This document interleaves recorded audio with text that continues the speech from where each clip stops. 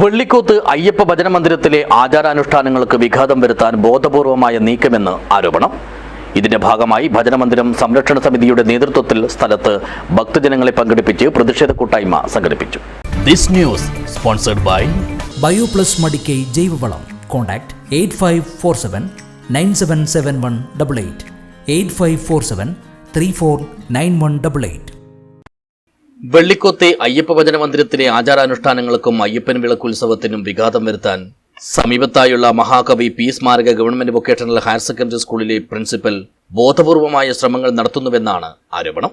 ഇത് മുൻനിർത്തിയാണ് ഭജനമന്ദിരം സംരക്ഷണ സമിതിയുടെ നേതൃത്വത്തിൽ വെള്ളിയാഴ്ച ഉച്ചതിരിഞ്ഞ് തർക്കസ്ഥലത്ത് ഭക്തജനങ്ങളുടെ പ്രതിഷേധ കൂട്ടായ്മ സംഘടിപ്പിച്ചത്.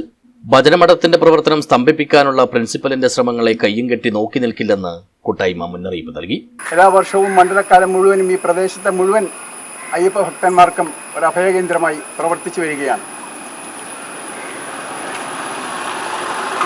വർഷം തോറും നടക്കുന്ന അയ്യപ്പ പൂജയും അതുപോലെ തന്നെ വിപുലമായ അന്നദാനവും ഒരിക്കലും മുടക്കം കൂടാതെ നടന്നു വരുന്നുണ്ട്. ഇതൊക്കെ നടക്കുന്ന നമ്മുടെ ഈ ഭജന മന്ദിരത്തിൻ്റെ മുമ്പിലുള്ള ഈ സ്കൂൾ മൈതാനം ഒട്ടിയടക്കുവാനുള്ള ഒരു പരിപാടിയുമായി ഇപ്പോഴത്തെ സ്കൂൾ പ്രിൻസിപ്പൽ മുമ്പോട്ട് പോകുന്നു എന്ന് അറിഞ്ഞതിൻ്റെ അടിസ്ഥാനത്തിലാണ് നമ്മൾ ഇങ്ങനെയൊരു സംരക്ഷണ സമിതി രൂപീകരിക്കുകയും അതിനുള്ള പ്രതിരോധവുമായി മുമ്പോട്ട് പോകാൻ തീരുമാനിച്ചത്.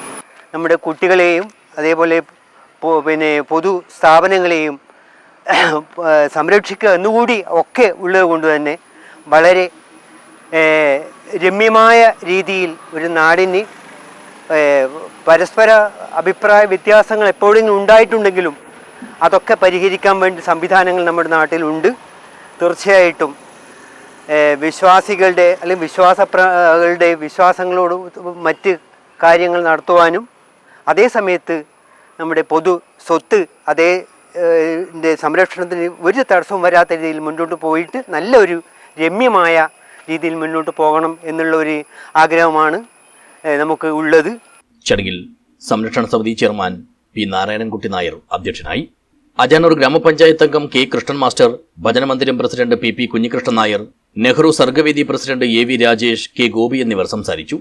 ഭജനമന്ദിരം സെക്രട്ടറി വി വി രമേശൻ സ്വാഗതവും സി പി കുഞ്ഞിനാരായണൻ നായർ നന്ദിയും പറഞ്ഞു.